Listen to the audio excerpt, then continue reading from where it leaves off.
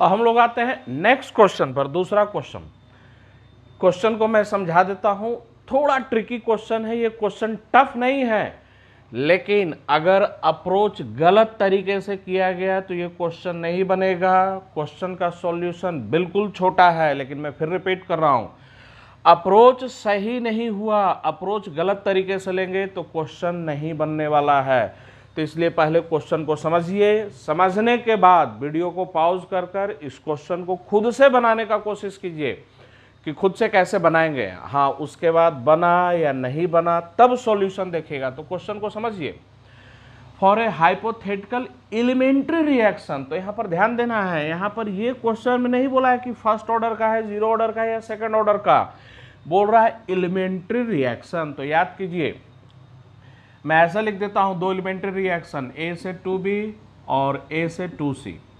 बोला जाए ये दोनों एलिमेंट्री रिएक्शन है, तो एलिमेंट्री रिएक्शन के केस में ऑर्डर और कोफिशिएंट दोनों सेम होता है। तो ए का कोफिशिएंट 1, मतलब ये रिएक्शन फर्स्ट ऑर्डर का है। यहाँ भी ए का कोफिशिएंट 1, ये भी रिएक्शन फर्स्ट ऑर्डर का है। तो एलिमेंट्री रिएक्शन के केस में ऑर्डर और कोफिशिएंट दोनों बराबर होते हैं। यहाँ पर ए का कोफिशिएंट 1, तो रिएक्शन कौन से ऑर्डर का है? फर्स्ट ऑर्डर का है। तो हम लोग का फर्स्ट ऑर्डर पैरेलल रिएक्शन दिया हुआ है। ए का कोफिशिएंट 1, बी का कोफिशिएंट 2, सी का कोफिशिएंट 2, रेट कांस्टेंट K1 और K2। K1 और K2 के बीच में रिलेशनशिप दे दिया है 1/2। अब बोला क्या जा रहा है, initially only 2 moles of A R present. तो इनिशियली ए का सिर्फ और सिर्फ 2 मोल है, इनिशियली बी और सी प्रेजेंट नहीं है। हमें निकालना क्या है, calculate number of moles of B at the end of 50% reaction.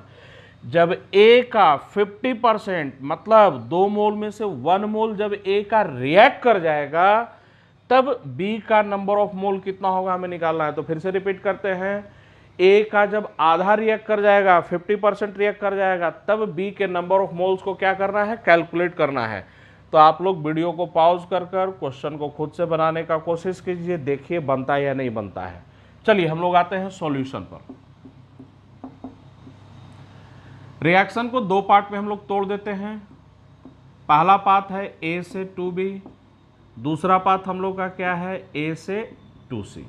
पहले पार्ट का रेट कांस्टेंट K1, दूसरे पार्ट का रेट कांस्टेंट K2। अब ध्यान दें भाई, ए का 2 मोल लिए हैं, तो जब ए का 2 मोल लिए हैं, 1 मोल रिएक्ट कर जाएगा तो ए का कितना मोल बचेगा, हाफ मोल बचेगा, सॉरी 1 मोल बचेगा। तो ए का 1 मोल रिएक्ट कर गया है, तो ए का 1 मोल रिएक्ट कर गया तो ए का 1 मोल बचेगा, ठीक है ना। यहाँ भी ए का 1 मोल बचा हुआ रह गया। ध्यान दीजिएगा, इनिशियली ए का 2 मोल लिया गया था, 2 मोल में से आधा 1 मोल रिएक्ट कर गया तो 1 मोल ही बचेगा। तो at T equal to T half, जब 50% रिएक्शन कंप्लीट होगा तो इस टाइम पर ए का हाफ मोल बचा हुआ है। ए का दोनों तरफ से मिलाकर टोटल कितना मोल रिएक्ट कर गया, तो ए का दोनों तरफ से मिलाकर टोटल 1 मोल रिएक्ट कर गया। तो समझिए इसको, at T equal to T half, A का 1 मोल बचा हुआ है। इसको भी थोड़ा और नीचे लिखा जाए, at T equal to T half, A का 1 मोल बचा हुआ है। भाई ए का 1 मोल बचा हुआ है, 1 मोल रिएक्ट कर गया है। अब 1 मोल में से कुछ मोल इधर से रिएक्ट करेगा और कुछ मोल इधर से रिएक्ट करेगा।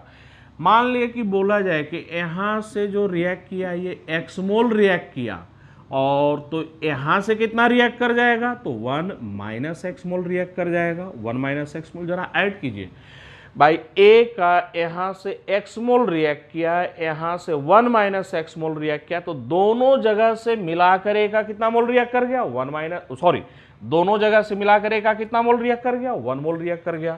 तो 2 मोल लिए थे, 1 मोल रिएक्ट कर गया, 1 मोल बचा हुआ। अब जरा बताएं, ए का कोफिशिएंट 1 रिएक्ट करेगा तो बी दुगना बनेगा, ए का x मोल रिएक्ट कर रहा है तो बी कितना बनेगा, तो 2x मोल बनेगा। और सी की बात करें हम लोग, तो ए जितना रिएक्ट करेगा सी उसका डबल बनेगा, तो सी का कितना मोल बनेगा, 2 माइनस 2x मोल बनेगा। तो eight the end of 50% reaction, जब रिएक्शन 50% कंप्लीट हो गया तो A का 1 मोल बचा हुआ है, B का 2x मोल बना है, C का 2 माइनस 2x मोल बना है। अब इधर क्वेश्चन में मिटाता हूं, पहले आप लोग उतना उतार लीजिए। और ये ध्यान में रखना है, रेट कांस्टेंट का रेशियो 1 और 2 के बराबर है। रेट कांस्टेंट का रेशियो 1/2 के बराबर है।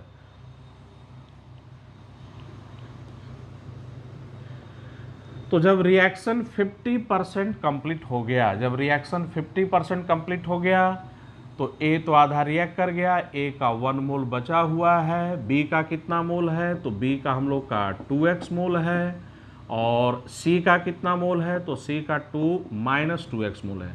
हमें B का मोल निकालना है, तो उसके लिए हमें x निकालना पड़ेगा। अब याद कीजिए, किसी भी टाइम पर रिएक्शन स्टार्ट होने के बाद किसी भी टाइम पर B और C का मोल का रेशियो जरा बताइए।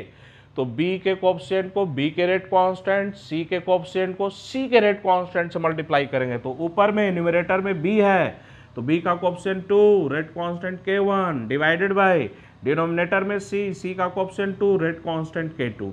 तो eight any time T, reaction start होने के बाद 10 मिनट बाद, 20 मिनट बाद, या इन पर किसी भी टाइम पर B और C का कॉन्सेंट्रेशन का रेशियो या मोल का रेशियो कांस्टेंट होता है। कितने के बराबर? इतने के बराबर। ये 2 और 2 कैंसल आउट, और K1/K2 कितना दिया हुआ था हम लोग का? 1/2।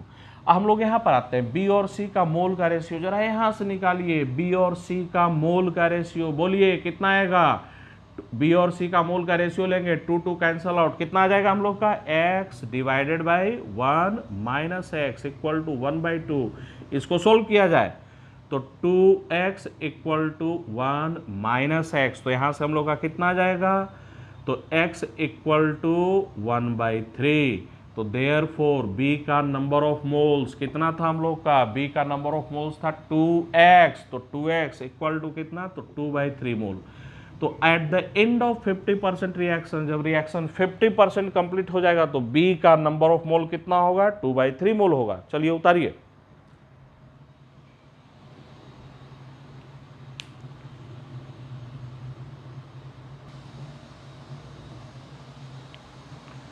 हम लोग नेक्स्ट क्वेश्चन पर आते हैं।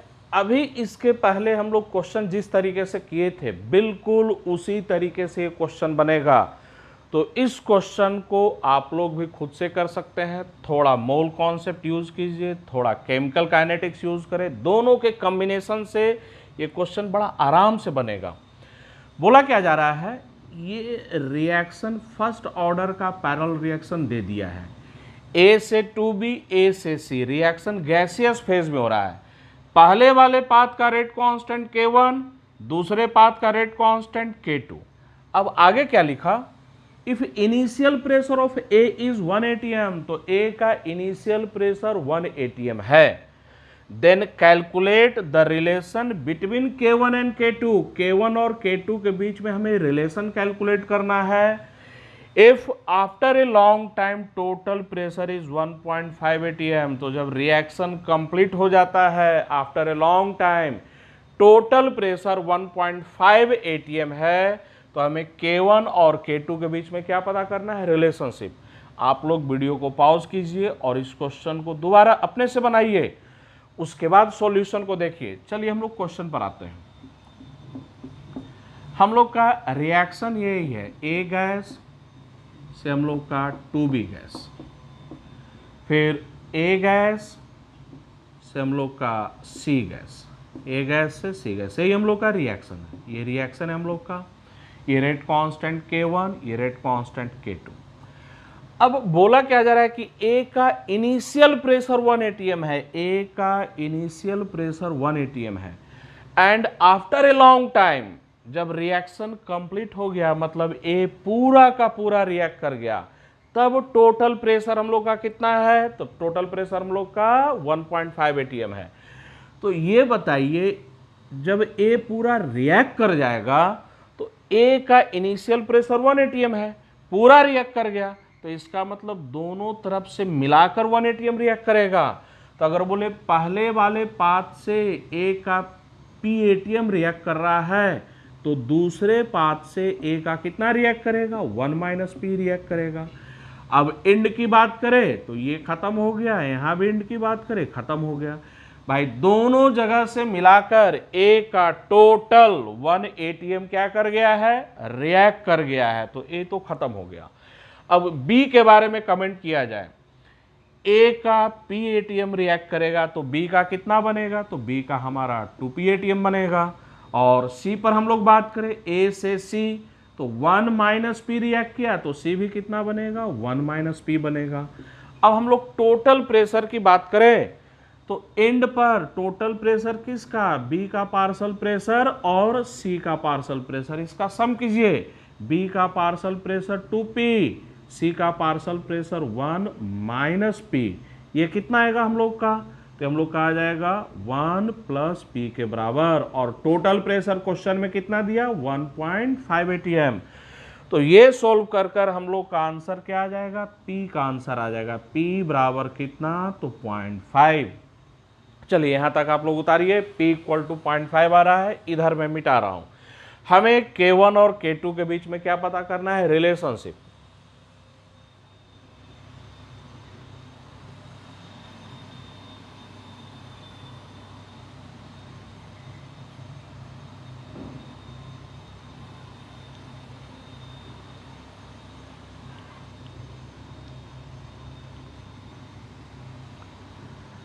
तो एंड पर बात किया जाए तो एंड पर B का पार्शियल प्रेशर वो 2p के बराबर है। P हम लोग निकाल चुके हैं, P बराबर कितना, 0.5 एटीएम। तो B का पार्शियल प्रेशर कितना हो जाएगा, 1 एटीएम। चलिए एंड पर C के पार्शियल प्रेशर की बात करें तो 1 माइनस पी के बराबर है। यहाँ पर देखिए B का पार्शियल प्रेशर एंड पर 2p और C का partial pressure 1 minus P, P बराबर 0.5 पुट करेंगे तो ये कितना आएगा, 0.5 एटीएम आ जाएगा। अब ये बताइए रिएक्शन स्टार्ट होने के किसी भी समय के बाद B और C के पार्शियल प्रेशर का रेशियो, ये पार्शियल प्रेशर का रेशियो बताइए। तो न्यूमरेटर में B है, B के कोएफिशिएंट को B के रेट कांस्टेंट, B का कोएफिशिएंट यहाँ पर देखा जाए 2 के बराबर रेट कांस्टेंट K1, तो ये B का कोएफिशिएंट रेट कांस्टेंट B का K1। डिनोमिनेटर में C है तो C का कोएफिशिएंट को C के रेट कांस्टेंट से मल्टीप्लाई करेंगे, C का कोएफिशिएंट 1, रेट कांस्टेंट K2, ये आ गया K2। और अभी हम लोग निकाल रहे हैं B और C का पार्शियल प्रेशर निकाल चुके हैं, तो पुट करें 1 डिवाइडेड बाई 0.5, ये कितने के बराबर आ जाएगा, 2 के बराबर आ जाएगा। तो देयरफॉर रिलेशनशिप आ गया हम लोग का K1 इक्वल टू K2, यही हम लोग का क्या है, फाइनल आंसर, रिलेशनशिप मिल गया।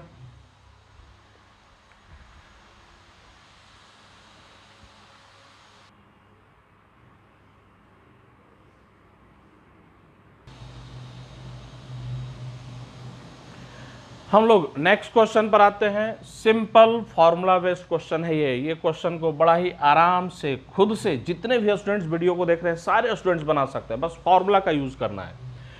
बोला क्या जा रहा है, the half life of A first order parallel reaction. तो ये रिएक्शन हम लोग का फर्स्ट ऑर्डर का है, ए से बी फर्स्ट ऑर्डर, ए से सी फर्स्ट ऑर्डर। ए से बी का हाफ लाइफ कितना दिया है, 4 आवर्स, एंड ए से सी का हाफ लाइफ कितना दे दिया है, 12 आवर्स। तो फर्स्ट ऑर्डर पैरेलल रिएक्शन के दोनों पाथ का हाफ लाइफ दे दिया है, एक पाथ का हाफ लाइफ है 4 आवर्स, दूसरे पाथ का हाफ लाइफ है 12 hours. Calculate overall half life. तो यहां पर हम लोग डाटा को लिखें, पहले वाले पाथ का हाफ लाइफ कितना दिया है हम लोग का, 4 आवर्स, दूसरे पाथ का हाफ लाइफ कितना दिया हुआ है हम लोग का, 12 आवर्स। हमें ओवरऑल हाफ लाइफ क्या करना है, निकालना है, टी हाफ ओवरऑल, ये हम लोग को निकालना है। वीडियो को पॉज कीजिए और इस क्वेश्चन को खुद से बनाइए। सिंपल फॉर्मूला बेस्ड क्वेश्चन है। इधर मैं मिटा देता हूं, आप लोग क्वेश्चन को कॉपी में लिख लीजिए।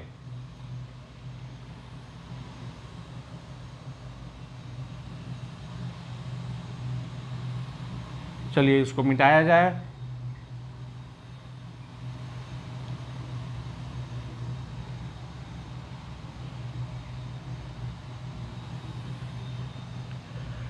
हम लोग ओवरऑल हाफ लाइफ के फॉर्मूला पर आ जाए।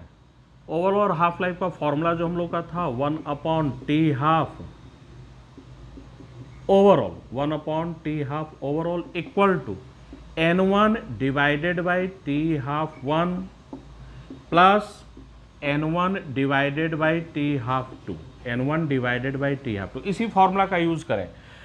हम लोग का रिएक्शन ये था, A से B बन रहा था और A से C बन रहा था। इस रिएक्शन में A का, B का, C का कोएफिशिएंट सबका 1 के बराबर है। तो ये A का कोएफिशिएंट N1 वो 1 के बराबर है, तो यहाँ पर N1 बराबर कितना आ जाएगा हम लोग का 1 आ जाएगा। यहाँ भी N1 बराबर कितना आ जाएगा 1। अब यहाँ पर टी हाफ पुट कीजिए, टी हाफ 1 कितने, तो 4 आवर का, तो टी हाफ 1 हम लोग का 4 आवर का। टी हाफ 2 को पुट किया जाए तो टी हाफ 2 हम लोग का कितने का है, तो ये हम लोग का 12 आवर का है। इसको सोल्व कीजिए, ठीक है ना। इसको हम लोग सोल्व करें तो 1 अपॉन टी हाफ ओवरऑल कितना आ जाएगा हम लोग का, तो हम लोग का डिनोमिनेटर में 12 हो गया और न्यूमरेटर की बात करें तो 3 + 1 कितना आएगा 4 अपॉन 12 आवर्स। रेसिप्रोकल कर दें तो हम लोग का T half overall T half हम लोग का निकल जाएगा कितने देर का, 3 आवर्स का। चलिए 3 क्वेश्चन तो अभी तक मैंने बताए हैं। अब मैं 2 क्वेश्चन और दे रहा हूं, लेकिन उसका कोई सॉल्यूशन मैं नहीं दूंगा। वो 2 क्वेश्चन आप लोगों को खुद से बनाना है, वो होमवर्क में है। आप लोग उन दोनों क्वेश्चन को खुद से बनाइए। उसका कोई भी यहाँ पर इस वीडियो में सॉल्यूशन नहीं दिया जाएगा, वो आपके खुद के बनाने के लिए है।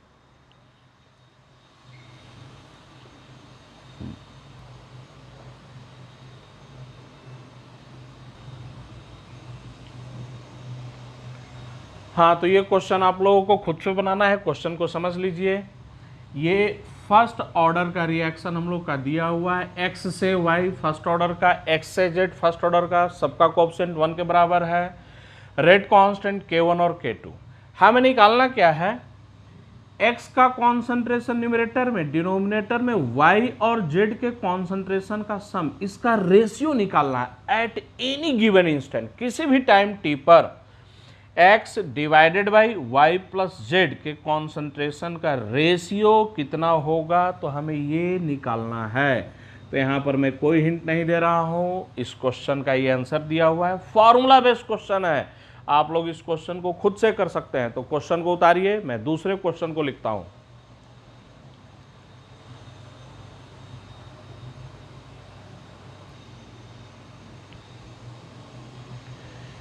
ये हम लोग का नेक्स्ट क्वेश्चन है, ये दूसरा क्वेश्चन होमवर्क में है। क्वेश्चन को समझ लीजिए। फर्स्ट ऑर्डर पैरेलल रिएक्शन दिया हुआ है, ए से बी फर्स्ट ऑर्डर का, ए से सी फर्स्ट ऑर्डर का। रेट कांस्टेंट कितना, K1 और K2। ये रेट कांस्टेंट K1 कितना दिया हुआ है, तो x आवर इनवर्स, और K1 और K2 का रेशियो दे दिया है कितना, 1/10।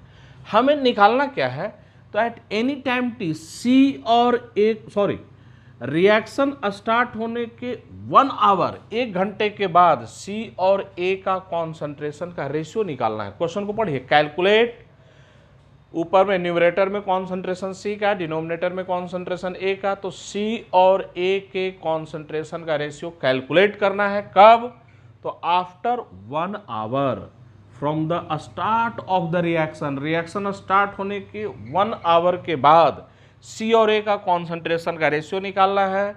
और initially only A was present, शुरू में सिर्फ और सिर्फ स्टार्टिंग में कौन प्रेजेंट था, A प्रेजेंट था। तो ये क्वेश्चन का आंसर दिया हुआ है। आप लोग 2 क्वेश्चन को खुद से बनाइए।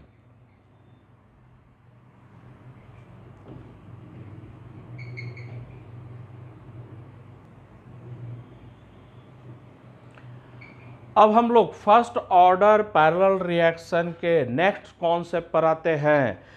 अभी तक जो क्वेश्चन में लिया गया था फर्स्ट ऑर्डर के पैरेलल रिएक्शन में सिर्फ 2 ही पैरेलल रिएक्शन थे।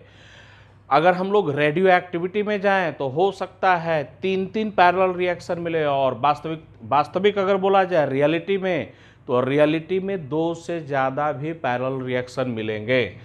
तो हम लोग अगर वैसे क्वेश्चन आ जाए कि 3 पैरेलल रिएक्शन, 4 पैरेलल रिएक्शन दिया हुआ है, तो वैसे क्वेश्चन को कैसे करेंगे, तो पहले कॉन्सेप्ट को समझिए, वैसे क्वेश्चन को हम लोग को कैसे करना है। तो एक सिंपल कॉन्सेप्ट हम लोग ले रहे हैं। फॉर ए फर्स्ट ऑर्डर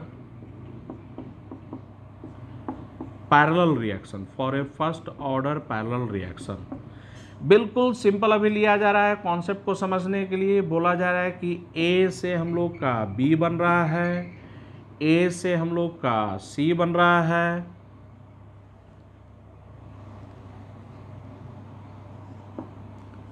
ए से बी बन रहा है, ए से हम लोग का सी बन रहा है और ए से डी बन रहा है। ये तीन पैरेलल रिएक्शन दिए गए, तीनों फर्स्ट ऑर्डर के हैं। तो ये भी रिएक्शन फर्स्ट ऑर्डर का है, ये भी रिएक्शन फर्स्ट ऑर्डर का है और ये भी रिएक्शन फर्स्ट ऑर्डर का है। तीनों फर्स्ट ऑर्डर के रिएक्शन है। तो इसको मैं हटा देता हूँ। याद रखिएगा तीनों फर्स्ट ऑर्डर के रिएक्शन है। पहले वाले पाथ का रेट कांस्टेंट K1, दूसरे पाथ का K2 और तीसरे पाथ का रेट कांस्टेंट K3।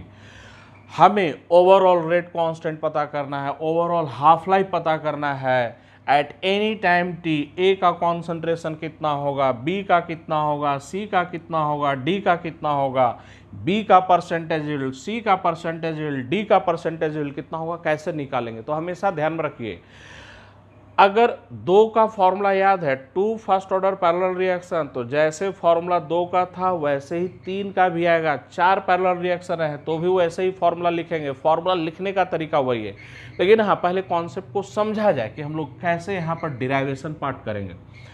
तो पहले वाले पार्ट से लीजिए, इसको मैं ढक दे रहा हूँ।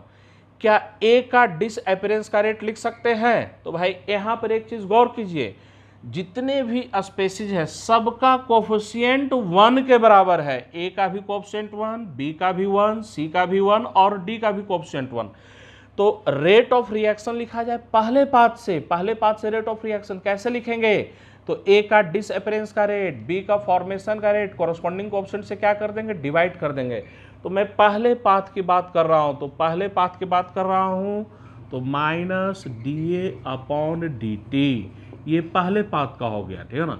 इक्वल टू, जरा बताइए यहाँ पर बी का कोफिशिएंट कितना है, 1 है, तो dv बाई डी टी, ये ए का डिसअपीयरेंस का रेट, ये बी का फॉर्मेशन का रेट, कॉरस्पॉन्डिंग कोफिशिएंट 1 से डिवाइड कर देंगे, यही क्या हो जाएगा, रेट ऑफ रिएक्शन। अब लॉ ऑफ मास एक्शन को यूज कीजिए, इसको ऐसे मैं ढकता हूं, इस रिएक्शन पर गौर कीजिए। लॉ ऑफ मास एक्शन को यूज करेंगे। ए इज रिएक्टेंट, फर्स्ट ऑर्डर का रिएक्शन है, तो क्या लिखेंगे, K1 इंटू ए, K1 इंटू ए हम लोग का आ गया पहला इक्वेशन, पहला इक्वेशन आ गया। चलिए उसके बाद अब B को और C को ढका जाए, ठीक है ना, सॉरी B और D को ढका जाए, सिर्फ दूसरा रिएक्शन लीजिए। तो सेकंड वाले पाथ से A का डिसअपीयरेंस का रेट और C का फॉर्मेशन का रेट लिखें।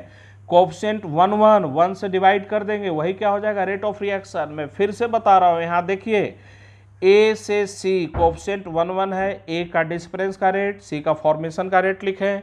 तो दूसरे पाथ से ए का डिसअपीयरेंस का रेट कितना आ जाएगा, minus d A by d T, equal to C का फॉर्मेशन का rate d C upon D T, equal to, अब लॉ ऑफ मास एक्शन का यूज कीजिए, रेट कांस्टेंट K2, ऑर्डर है फर्स्ट, तो ये आ जाएगा K2 इंटू ए की पावर 1, ये कर दे रहे हैं सेकंड इक्वेशन। अब थर्ड वाले पाथ का यूज कीजिए, इन दोनों को मैं ढक दे रहा हूं। ए से डी फर्स्ट ऑर्डर का रिएक्शन, थर्ड पाथ का हम लोग यूज करें तो minus d A by d t, A का डिसअपीयरेंस का रेट थर्ड वाले पाथ से कितना आएगा, equal to D D upon D T. Law of mass action को यूज कीजिए, रिएक्शन फर्स्ट ऑर्डर का, तो रेट कांस्टेंट K3 इंटू ए का कॉन्सेंट्रेशन पावर 1, ये आ गया हम लोग का K3, ए का कॉन्सेंट्रेशन पावर 1, ये तीसरा इक्वेशन। अब ए का ओवरऑल डिसअपीयरेंस का रेट पूछा जाए तो minus d A by d t, A का ओवरऑल डिसअपीयरेंस का रेट। तो ओवरऑल कैसे निकालेंगे, तो पहला, दूसरा और तीसरे को हम लोग क्या कर देंगे, ऐड कर देंगे।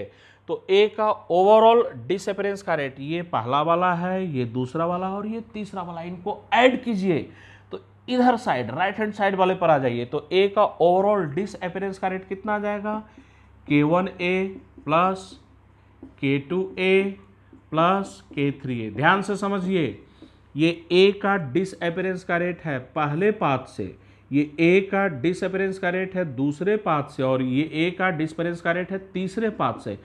तो ए का ओवरऑल डिसअपीयरेंस का रेट, इन तीनों का क्या कर दिए हम लोग, सम कर दिए। तो इन तीनों का सम, तो minus d A upon D T equal to K1 plus K2 plus K3 into A. अब K1 constant, K2 constant, K3 constant, तो मिलकर एक अनदर कांस्टेंट जिसको कि हम लोग K इंटू ए से क्या कर रहे हैं, रिप्रेजेंट कर रहे हैं। ये चौथा इक्वेशन है हम लोग का। अब यहां पर ध्यान दीजिए, ये minus d A by d T क्या है, तो ओवरऑल डिसअपीयरेंस ऑफ ए का ओवरऑल डिसअपीयरेंस का रेट है। तो ये जो रेट कांस्टेंट के को क्या बोलेंगे, ओवरऑल रेट कांस्टेंट। तो के इज ओवरऑल रेट कांस्टेंट, के हम लोग का क्या है, ओवरऑल रेट कांस्टेंट है, ओवरऑल रेट कांस्टेंट। और ये ओवरऑल रेट कांस्टेंट कितने के बराबर, तो K1 plus K2 plus K3 के बराबर। अब आप लोगों को समझ में आ रहा होगा, दो जब था तो याद कीजिए, दो जब था तो कैसे आया था हम लोग का, N1 K1 प्लस K2, ए के कोफिशिएंट और K1 प्लस K2 क्या कर दिए थे, ऐड कर दिए थे, ठीक है ना। तीन हम लोग का हो गया तो K1 plus K2 plus K3। ऐसे ही अगर चार रहेगा, मान लीजिए कि चौथा रिएक्शन भी है, तो rate constant, overall rate constant कैसे लिखेंगे, तो overall rate constant K1 plus K2 plus K3 plus K4 plus, वैसे ही मान लीजिए कि बोला जाए कि 10 रिएक्शन फर्स्ट ऑर्डर के पैरेलल में दिए हुए हैं, ओवरऑल रेट कांस्टेंट पूछा जा रहा है, तो K1 plus K2 plus K3 plus K4 5 6 7 8 K10 तक क्या कर देना है, ऐड कर देना है। ये निकल गया हम लोग का ओवरऑल रेट कांस्टेंट। आप लोग इतना पूरा उतारिए।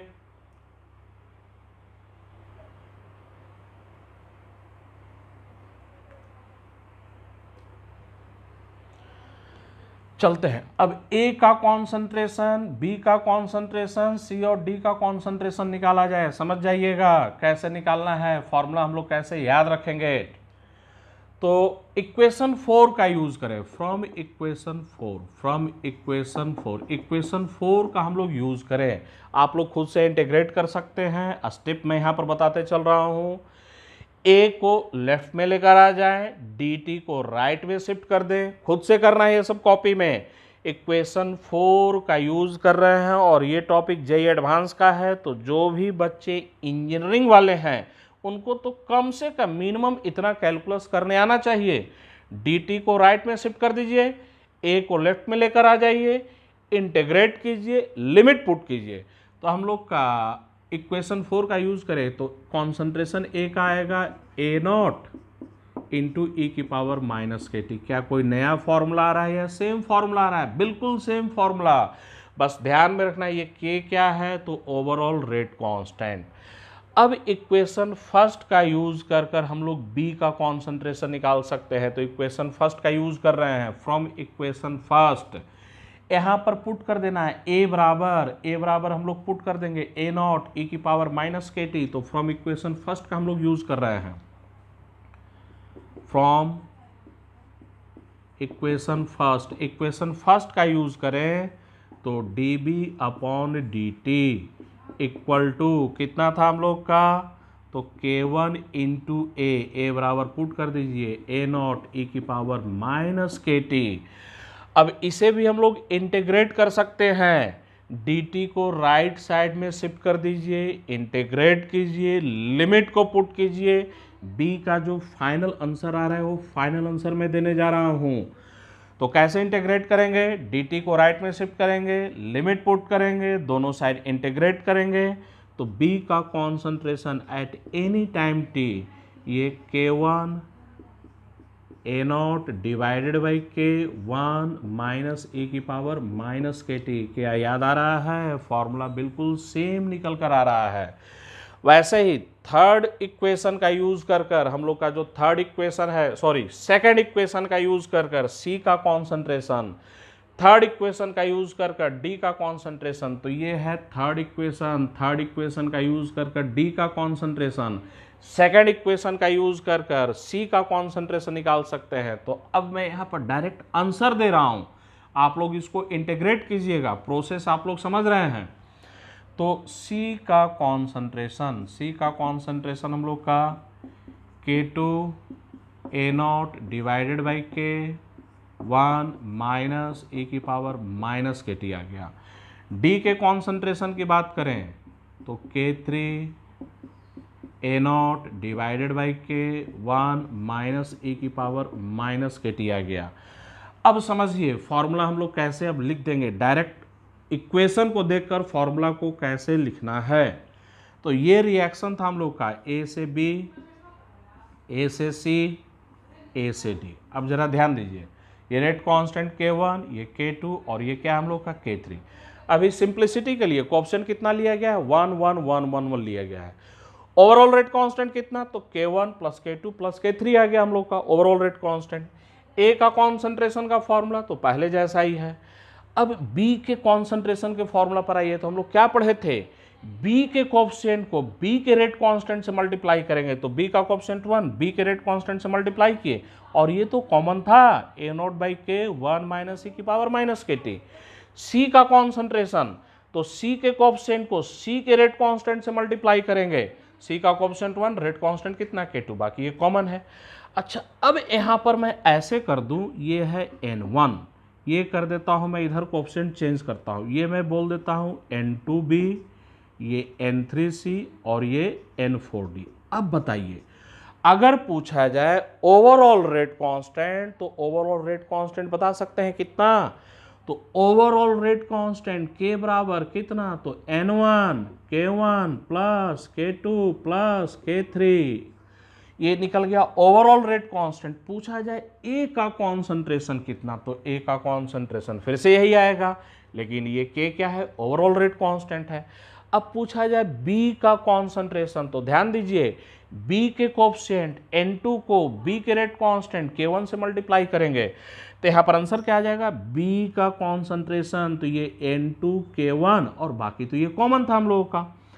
अच्छा, वैसे ही यहाँ पर अब पूछा जाए सी का कॉन्सेंट्रेशन, तो सी के कोएफिशिएंट को सी के रेट कांस्टेंट से मल्टीप्लाई करेंगे N3K2 और बाकी कॉमन, और डी का कॉन्सेंट्रेशन, तो डी के कोएफिशिएंट को डी के रेट कांस्टेंट से मल्टीप्लाई करेंगे N4K3। तो हमें लगता है कि आप लोग समझ गए होंगे कि कैसे हम लोग को फॉर्मूला लिखना है। चलते हम लोग आगे बढ़ते हैं। अगर ओवरऑल हाफ लाइफ पूछा जाए, तो अब आप लोग डायरेक्ट निकाल सकते हैं। ओवरऑल हाफ लाइफ पूछा जाए तो 1/T½ ओवरऑल, डायरेक्ट अब बताइए 1/T½ ओवरऑल कितना आएगा हम लोग का, तो 1/T½ पहले पाथ का प्लस 1/T½ कौन से पाथ का, दूसरे पाथ का, प्लस 1/T½ कौन से पाथ का, तीसरे पाथ का, 1/T½ तीसरे पाथ का। चलिए पहले इतना उतार लीजिए आप लोग।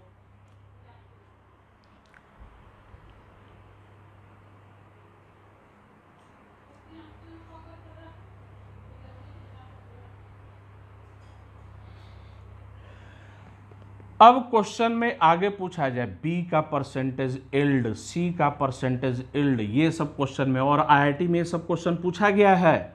बी का परसेंटेज इल्ड, सी का परसेंटेज इल्ड कैसे लिखेंगे, तो डायरेक्ट फॉर्मूला बताइए, percent yield of B, B का परसेंटेज इल्ड। तो याद करें, न्यूमरेटर में बी का कोएफिशिएंट, बी का रेट कांस्टेंट, तो यहाँ पर मैं लिख दे रहा हूँ नीचे में ऐसे, ए से बी, ए से सी, ए से डी, ये K1, ये K2, ये K3, ठीक है ना। B का कोएफिशिएंट 1, B का रेट कांस्टेंट कितना, K1। डिनोमिनेटर में चलें तो सबका सम करना है, ठीक है ना। तो B का coefficient 1, rate constant K1, C का कोएफिशिएंट 1, रेट कांस्टेंट K2 से मल्टीप्लाई कीजिए, D का कोएफिशिएंट कितना 1, रेट कांस्टेंट K3 से मल्टीप्लाई कर दीजिए, K3। अगर ऐसे होता क्वेश्चन में, ये N1 होता, ये N2 होता, ये N3 होता और ये N4 होता, तब आंसर क्या होता, तब आंसर देखिए क्या होता, परसेंटेज इल्ड ऑफ बी, तो N2K1 ये लिखते, फिर डिनोमिनेटर में N2K1 और यहाँ पर क्या आता, N3K2, यहाँ पर हम लोग क्या लिखते, N3K2, और यहाँ पर D के लिए क्या लिखते, N4K3।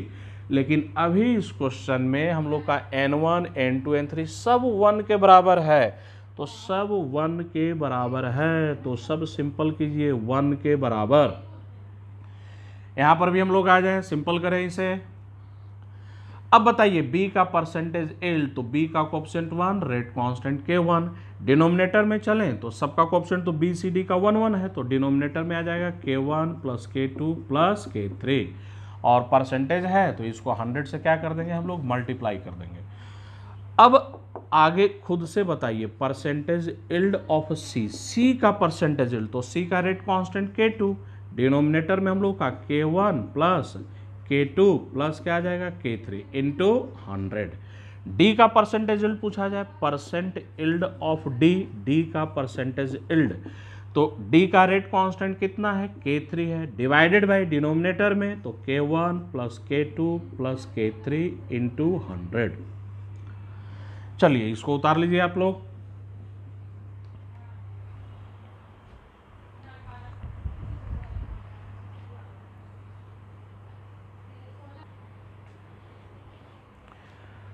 तो आगे का और भी चीज़ों को समझने के लिए सबसे पहले आप लोग ये कीजिए कि अभी जो हम लोग पैरेलल ऑर्डर का अभी जो पढ़े थे, 3 पैरेलल रिएक्शन दिया हुआ था। फर्स्ट ऑर्डर के 3 पैरेलल रिएक्शन दिए हुए थे, ए का, बी का, सी, डी का कॉन्सेंट्रेशन कैसे लिखना है, वो सब सारी चीज़ों को समझने के बाद तब नेक्स्ट कॉन्सेप्ट पर आइए। कॉन्सेप्ट को स्टेप वाइज पढ़िए, स्टेप वाइज समझिए। ये नहीं कि पीछे का कॉन्सेप्ट समझे नहीं आगे के कॉन्सेप्ट पर आ गए। अगर पीछे के कॉन्सेप्ट को समझने में कहीं कोई प्रॉब्लम है, वीडियो को दोबारा देखिए, दोबारा वीडियो को सुनिए, और तब तक सुनिए जब तक कि उसका कॉन्सेप्ट बिल्कुल क्लियर ना हो जाए कि कैसे हमें लिखना है। हम लोग आते हैं नेक्स्ट। कोई ज़रूरी नहीं है कि पैरेलल रिएक्शन जो दिया हुआ हो फर्स्ट ऑर्डर का ही हो, ऐसा कोई ज़रूरी नहीं है। फॉर एग्जाम्पल बोला जाए ए से बी, ये जो रिएक्शन है ये 0 ऑर्डर का रिएक्शन है, रेट कांस्टेंट इसका K1, और ए से सी ये रिएक्शन हम लोग का फर्स्ट ऑर्डर का है और इसका रेट कांस्टेंट K2। तो अब यहाँ पर बदला हुआ है, दोनों रिएक्शन फर्स्ट ऑर्डर के नहीं है। ए से बी 0 ऑर्डर का, ए से सी क्या है, फर्स्ट ऑर्डर का रेट कांस्टेंट